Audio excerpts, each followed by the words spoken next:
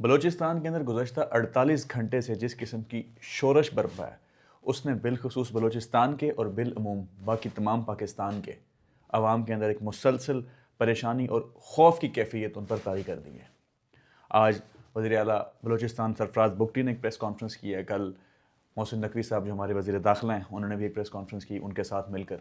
آج کی جو پریس کانفرنس تھی انہوں نے ایک فگر دیے کہ 145 کے قریب جو اٹیکرز تھے ان کو نیوٹرلائز کر دیا گیا ہے پاکستان کی ملٹری فورسز کی طرف سے، یہ سرفراز بگٹی نے فرمایا۔ اور ساتھ ہی انہوں نے یہ بھی بتایا کہ اس ساری جو ان کا آپس میں جنگ و جدل ہوا ہے گزشتہ 2 دن کے دوران، اس کے اندر 31 کے قریب سویلینز اور 17 کے قریب ملٹری پرسنل ان کی بھی اموات ہوئی ہیں، یہ انہوں نے بتایا۔ تو یہ مسلسل 2 دن سے جو چل رہا تھا، ایک پورے ملک کے اندر، پورے صوبے کے اندر ایک خوف کا عالم تھا، اور ظاہر ہے جب اس قسم کی کیفیت ہو تو خوف آنا جا بجا ہوتا ہی ہوتا ہے۔ اب اگر ہم بلوچستان کی تاریخ کے حوالے سے تھوڑا سا اس کا پس منظر دیکھیں کہ یہ شورش آخر وہاں پر کیوں برپا ہے، تو کچھ اس طرح کے حقائق ہیں جو اکثر لوگوں کو انکمفرٹیبل کر دیں گے۔ کبھی آپ نے نوٹ کیا کہ بلوچستان کے لوگ جب پنجاب کے اندر آتے ہیں یا کراچی کے اندر ہوتے ہیں، کسی بھی اور صوبے کے اندر جاتے ہیں، وہ ہم عام لوگوں کے ساتھ اپنا کنیکٹ فیل نہیں کرتے۔ وہ اگر ایک یونیورسٹی کے اندر پڑھ رہے ہیں تو ان کا گروپ بالکل علیحدہ ہوگا بلوچوں کا، وہ ہماری ان کے ساتھ کمیونیکیشن اتنی اوپن، اتنی کمفرٹیبل نہیں ہوگی۔ یہ حقیقت ہے۔ جو بھی یہ ویڈیو دیکھ رہے ہیں اسٹوڈنٹس ہیں جو ان کا بلوچستان کے رہنے والے بلوچوں کے ساتھ تعلق رہا ہے، وہ اس میری بات کو اس کے اوپر مہر تصدیق ثبت کریں گے۔ اس کی وجہ یہ ہے کہ ان کے اندر سینس آف ڈیپریویشن، احساس محرومی، احساس لا تعلقی بہت زیادہ ہے۔ اس کی ایک ہسٹری ہے، وہ ہسٹری میں تھوڑی سی اس کو کوشش کروں گا دریا کو کوزے میں سمانے کی۔ جب پاکستان کی پارٹیشن ہوئی، جب انڈیا اور پاکستان کی، اس دوران بلوچستان کے اندر جو ان کے خاص نواب تھے انہوں نے پاکستان کے اندر شمولیت کا فیصلہ اختیار کیا تھا۔ اکتوبر 1947 کے اندر جب وہ پاکستان کے اندر ان کی شمولیت ہوئی، جب کچھ مہینے بلوچستان بالکل ایک علیحدہ ایک اینٹی کے طور پر موجود تھا، اور 1948 کے اندر سے ہی پہلی انسرجنسی سٹارٹ ہو گئی تھی۔ خان آف کلات کے چھوٹے بھائی نے جو لیڈ کی تھی، یہ خان آف کلات وہ ہیں جنہوں نے پاکستان کے جو بانی ہیں قائد اعظم محمد علی جناح، ان کے ہاتھ پر بیعت کی تھی اور فیصلہ کیا تھا کہ ہم پاکستان کے ساتھ شامل ہوں گے۔ لیکن ان کے بھائی انہوں نے ایک علیحدہ سے انسرجنسی فرنٹ کے اوپر بالکل علیحدہ وار لڑنا شروع کر دی، اور بعد میں پھر انہوں نے سرنڈر بھی کر دیا۔ پھر 1 یونٹ آ گیا۔ 1 یونٹ کے بعد اس دوران ہی بلوچستان کے اندر جو وہاں کی لیڈرشپ تھی، 1 یونٹ جب ابھی بن چکا تھا اس سے پہلے وہ پاکستان کے ساتھ مکمل الائنڈ تھی۔ نواب اکبر خان بگٹی مکمل پاکستان کے ساتھ الائنڈ تھے، جو بلوچستان کے ایک سب سے امیر نواب سمجھے جاتے ہیں۔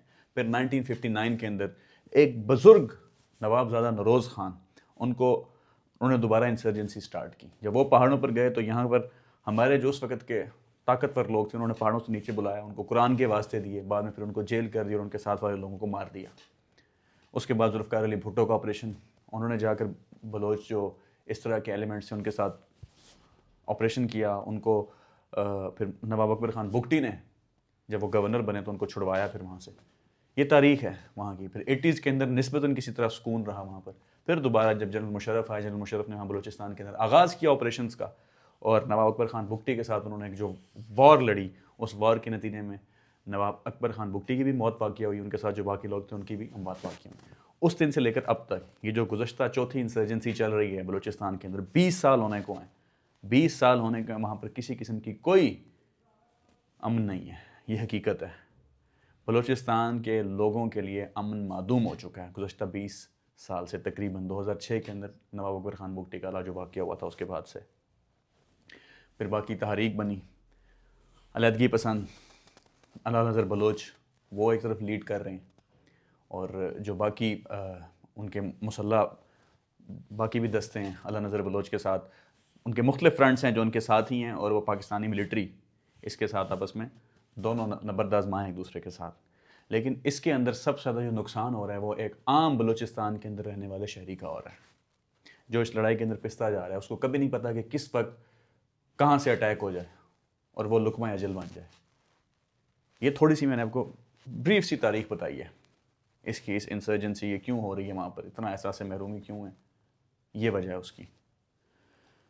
اب ہم آ جاتے ہیں کہ کیا ریاست جس طرح کا حل نکالنا چاہ رہی ہے، کیا وہ قابل عمل ہے؟ کیا اس گزشتہ 20-22 سال کا جو آپریشن چل رہا ہے وہاں بلوچستان کے اندر اب تک حالات کیوں بہتر نہیں ہو سکے؟ اس کی کئی ریزنز ہیں۔ اس کی ریزنز یہ ہیں کہ جب آپ پولیٹیکل پروسیس کو، سیاسی عمل کو ایک علاقے سے بالکل ختم کر دیں گے نا، بالکل ختم کر دیں گے وہاں پر، تو پھر اس کے نتیجے کے اندر وہاں کے لوگوں کے اندر ایک ان کے دل کے اندر ایک بے قراری بڑھے گی، اور وہ پھر ایسے اقدامات کی طرف راغب ہونا شروع ہو جائیں گے جو ان کو مسلح بنا دیں گے۔ 2008 کے اندر دیکھ لیں، پاکستان پیپلز پارٹی کی وہاں پر گورنمنٹ تھی، نواب اسلم رئیسانی تھے۔ کیا نواب اسلم رئیسانی ریپرزینٹ کرتے ہیں جینون بلوچ جو لیڈرشپ ہے اس کو؟ شاید نہیں۔ پھر 2013 سے 2018 کے دوران عبد المالک بلوچ، ان کا ایک سیٹلمنٹ ہوا ثناء اللہ زہری کے ساتھ، نیشنل پارٹی کا اور پاکستان مسلم لیگ نون کا۔ کیا اس سے کچھ سیٹلمنٹ ہوئی؟ اس سیٹلمنٹ کے ذریعے کیا بلوچستان میں امن آیا؟ نہیں آیا۔ 2008 کے دوران ایک چیز میں مس کر گیا ہوں، ایک NFC ایوارڈ بنا تھا اور احساس حقوق آغاز بلوچستان پیکیج دیا تھا، کیا اس سے کچھ احساس محرومی کم ہوا؟ نہیں۔ کیا NFC ایوارڈ کے تحت جو وہاں پر فنڈز ملتے ہیں وہ مکمل نافذ العمل ہیں؟ نہیں۔ 2018 کے دوران جب باب پارٹی بنی، بلوچستان عوامی پارٹی، جس طرح وہ پارٹی بنائی گئی، جس طرح وہاں پرو اسٹیبلشمنٹ جو سردار تھے، نواب تھے، ان کو قابل کیا گیا اکٹھے، اور پھر ان کو اسمبلیز کے اندر بٹھا دیا گیا، مہینوں کے اندر یہ سب کچھ ہوا اور نواز شریف کی گورنمنٹ گرا دی گئی۔ پھر 2024 کے اندر جب الیکشن ہوا، دوبارہ باب پارٹی کے اندر سے وہاں پر لوگ آئے، کچھ لوگ پیپلز پارٹی کی طرف ڈال دیے گئے، کچھ نون لیگ کی طرف ڈال دیے گئے، تو وہاں پر جو پولیٹیکل پارٹیز کے جو لوگ ہیں وہ مؤثر نہیں ہیں، وہ جینون لیڈرز نہیں ہیں وہاں کے۔ یہ چیز سمجھنے کی بہت زیادہ ضرورت ہے۔ جس بھی قسم کے وہاں پر، اب آپ کو کیا لگتا ہے، کیا محسن نقوی کے پاس، سرفراز بگٹی کے پاس، انوار الحق کاکڑ کے پاس یا فیصل واڈا کے پاس، ان کے پاس بلوچستان کے جو معروضی حالات ہیں اس کے حوالے سے ان کے پاس آپ کو لگتا ہے کہ کوئی جینون انفارمیشن ان کے پاس ہے؟ میرا نہیں خیال کہ ان کے پاس ہے۔ They just scratch the surface. ان کو سطحی نالج ہے اس کانفلکٹ کا، لیکن وہ ان ڈیپتھ چیزوں کو نہیں جانتے، ان کو نہیں پتا کہ اس سچویشن کو کیسے ٹیکل کرنا ہے۔ عطا تارڑ ہو گیا، خواجہ آصف ہو گیا، ان کو نہیں پتا۔ جو جینون وہاں اسٹیک ہولڈرز ہیں وہ ملٹری ہے، جو اس کی بیکنگ سے ہی تمام گورنمنٹس وہاں چلتی ہیں۔